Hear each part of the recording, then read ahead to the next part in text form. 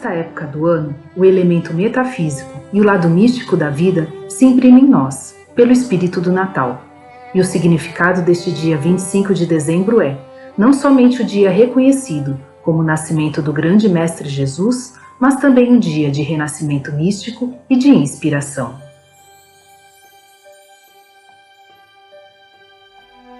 No mundo, os cristãos não são os únicos a honrarem e respeitarem este dia.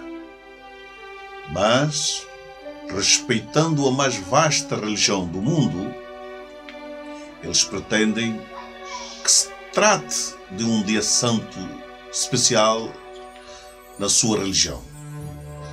O justo título, eles podem pensar que se trata de um dia à parte para a prática do espírito cristão de amor, de caridade, de justiça e de bondade. Mas este dia sempre foi santo para muitos. Ele chegou até nós com uma longa história e uma tradição que dele fizeram verdadeiramente um dia santo internacional e universal para quase todo o mundo.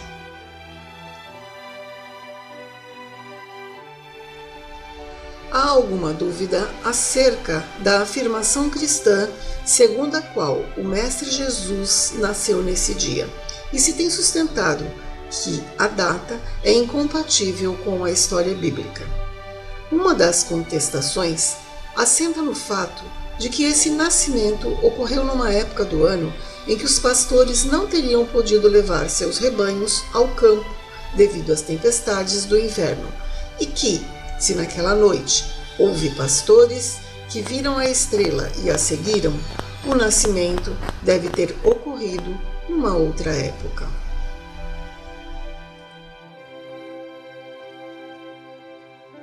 Os místicos sabem, no entanto, que uma prova mais válida do que as condições climáticas é a favor da escolha de 25 de dezembro. Eles sabem que durante séculos antes da era cristã, este dia foi não somente um dia santo, mas aquele em que os avatares, Messias e filhos de Deus nasceram. É por isto que, em conformidade com a lei cósmica, decretada nas eras passadas, foi o dia do nascimento na Terra de um novo mensageiro, de um representante divino de Deus e um verdadeiro avatar. Diante disto, nenhum místico colocaria em dúvida a exatidão da data do nascimento do Mestre Jesus. Um dia importante. 25 de dezembro é uma data simbólica e o foi durante muitos séculos. Como está mencionado nos antigos escritos sagrados. Quase todas as nações da Terra, no passado, como num comum acordo, escolheram os primeiros minutos após a meia-noite de 24 de dezembro para celebrarem o parto da Rainha do Céu, da Virgem Celeste do globo e do nascimento do Deus Sol. Na Índia, é um período de regozijo incomum, como aprendemos ao lermos o Book of Hinduism, livro do hinduísmo de Monier Williams. Trata-se de uma festa religiosa e as pessoas decoram suas casas com guirlandas, e se comprometem a darem presentes aos seus parentes e amigos. Este último aspecto da celebração remonta a uma antiguidade muito longínqua. Na China, durante muitos séculos, solenidades religiosas foram celebradas no solstício de inverno. Celebrações de aniversários. Buda, o filho da Virgem Maia, no qual a tradição chinesa afirma que desceu o Espírito Santo, nasceu em 25 de dezembro, segundo essa tradição. E este dia foi celebrado pelos chineses como um dia santo, muito tempo antes da era cristã. Isto é indicado em fontes históricas excelentes, como o Anjo Messias de Busan e Buda, e o budismo de Lili. Nesta época ainda mais remota, constatamos que os antigos persas celebravam o aniversário do Senhor e Salvador Mitra, com suas festividades, música, cantos sacros, festas e oferendas de presentes, em 25 de dezembro. Era também costume dos druidas, muito antes do nascimento de Cristo, celebrarem o aniversário dos seus deuses nesta data. Outros documentos antigos indicam que Krishna nasceu em 25 de dezembro. Entretanto, na Idade Média, foi decretado em certa época que este nascimento seria em um dia santo dos meses de julho e agosto. Entre os egípcios antigos, séculos antes do nascimento do Cristo, 25 de dezembro era uma data especial devido ao nascimento dos deuses.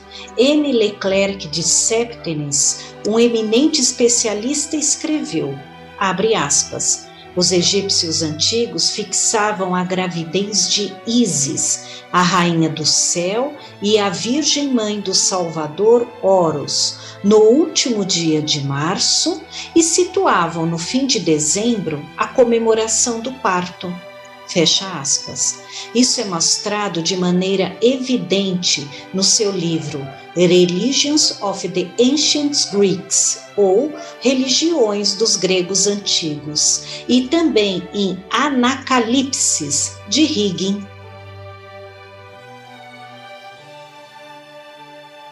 A partir dessas referências, vemos que todos os antigos filhos de Deus, salvadores e mensageiros divinos, nasceram de virgens mães, e que habitualmente sua mãe era tida como a rainha dos céus. No livro de Bonwick, Egyptian Bella, lemos a respeito de Horus. Ele é o grande Deus amado do céu. Seu nascimento foi um dos maiores mistérios da religião egípcia. Vemos representações dele nas paredes dos templos. Ele foi provavelmente o filho da divindade. Na época do Natal, ou no tempo que corresponde a esta festa, sua imagem é retirada dos santuários em cerimônias especiais, como a imagem do menino Jesus ainda é retirada e exibida em Roma.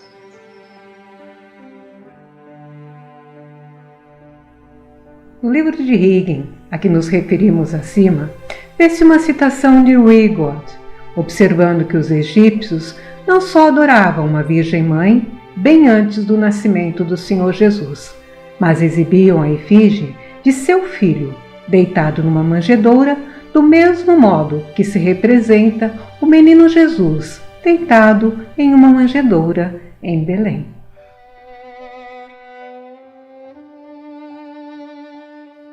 A Osíris, um outro filho de uma virgem santa, como era chamada Ceres, ou Neith, sua mãe, era também atribuída 25 de dezembro como data de nascimento. E esse dia ainda é celebrado por aqueles que aderem às ideias da antiga religião.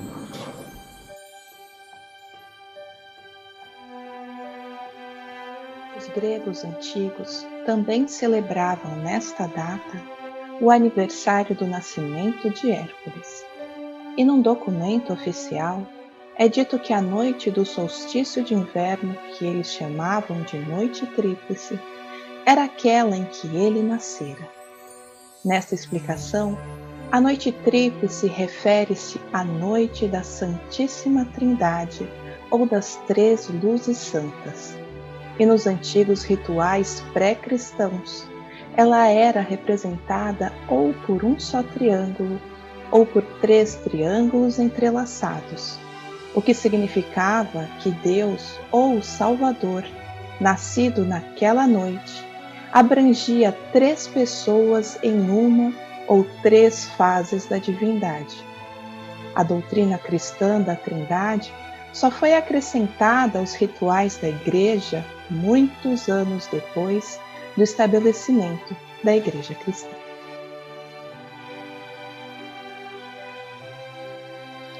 Baco também nasceu na aurora de 25 de dezembro, segundo antigos textos pré-cristãos.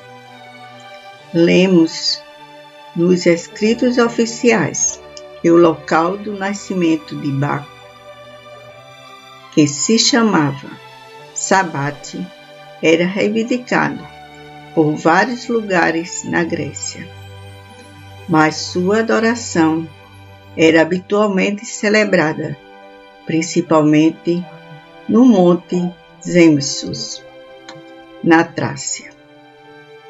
Ele nascera de uma virgem e em seus mistérios era mostrado como criança na manhã do Natal.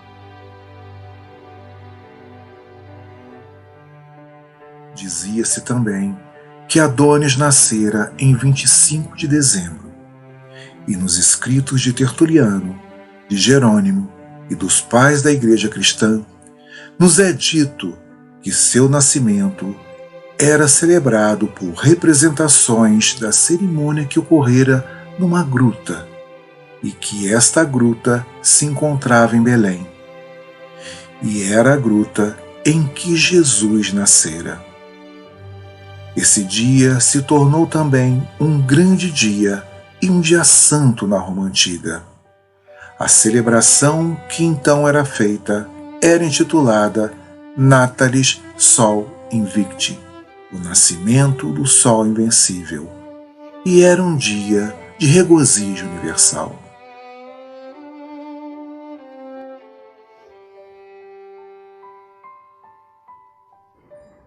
Todas as atividades públicas eram suspensas.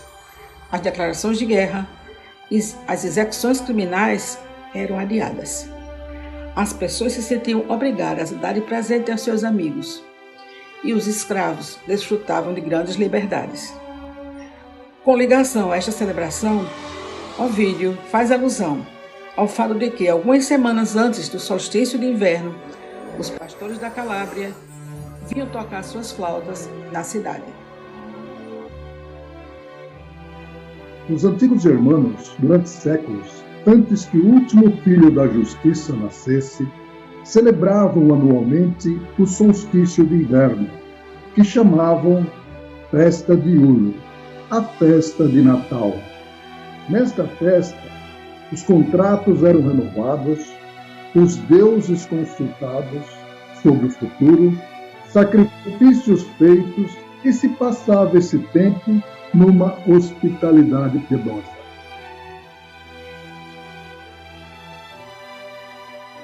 Os antigos escandinavos também tinham uma festa que celebravam no solstício de inverno. Eles chamavam de a noite May. A festa se chamava Jul, de onde vem o termo Yule, que, em francês, significa Natal e que se origina do termo hebraico ou caldeu Yule. Os escandinavos têm um deus que nasceu nessa época e que se chama Freyr. E festejos gerais, doações e presentes eram as principais características da cerimónia em homenagem a esse deus.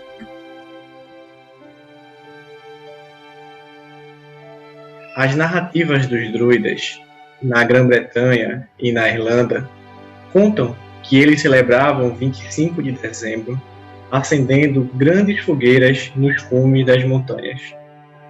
Isso provavelmente teve origem em cerimônias para comemorar o nascimento de Mitra, que foi, em certa época, celebrado na Gália e na Bretanha. É interessante notar que os druidas chamavam esse dia de Nolag, ou Natal, que significa para eles o dia da regeneração, mas que agora, para os franceses, é o dia de Natal.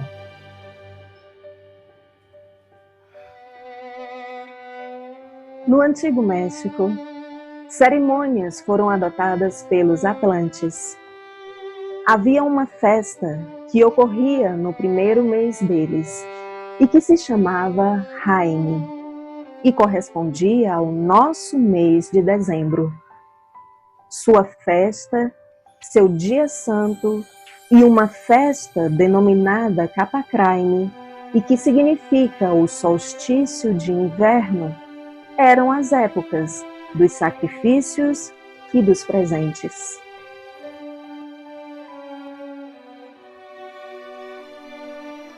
Vemos assim que 25 de dezembro é, por comum acordo da consciência religiosa e sagrada dos povos antigos, um dia reconhecido como santo e, portanto, um dia místico. Todas as vezes que o espírito universal do ser humano entra em acordo no aspecto, no princípio, numa lei ou numa doutrina, isto é uma coisa mística.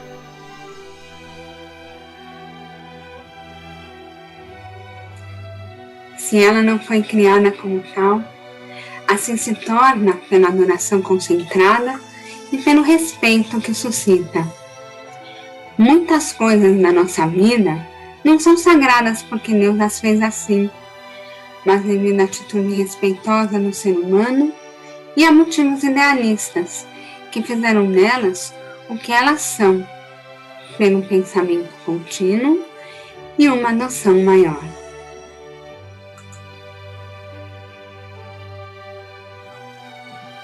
Admitindo-se que 25 de dezembro seja um dia associado ao solstício de inverno e que ao longo das eras ele se tornou um dia santo universal e, portanto, um dia com significado e importância místicas, devemos notar as características importantes a que eles estão ligadas.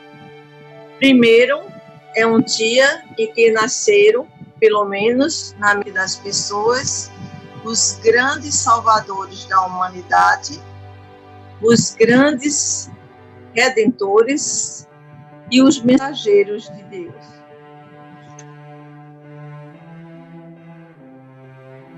Em todos os casos, o Salvador nasceu de uma Virgem Mãe. Foi concebida por Deus em puro pensamento e veio ao mundo com o seu divino representante. Amadureceu na matriz dos mais puros motivos, num ambiente perfeito. Depois, foi colocado no mundo por uma mãe que representava a rainha do céu e o reino da divindade, e nasceu em condições humildes, como um representante das massas às quais devia dar a sua mensagem.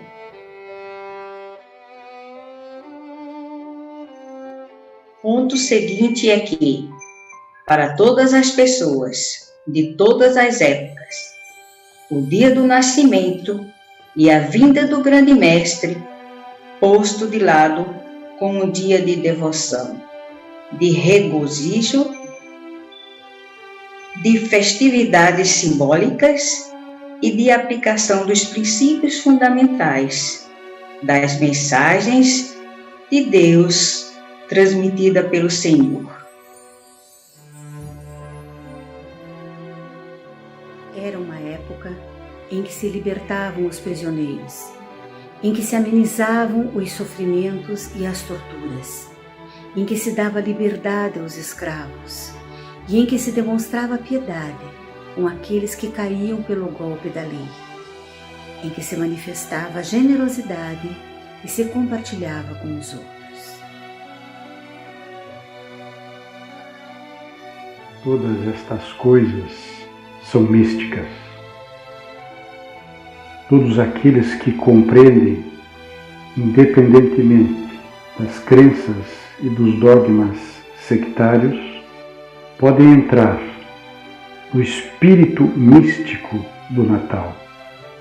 Podem se regozijar com o fato de que Deus, de tempos em tempos, enviou um mensageiro, um Senhor e um Salvador para trazer vida, luz e amor a todos os povos e ensinar a grandiosidade da humildade e a riqueza da doação.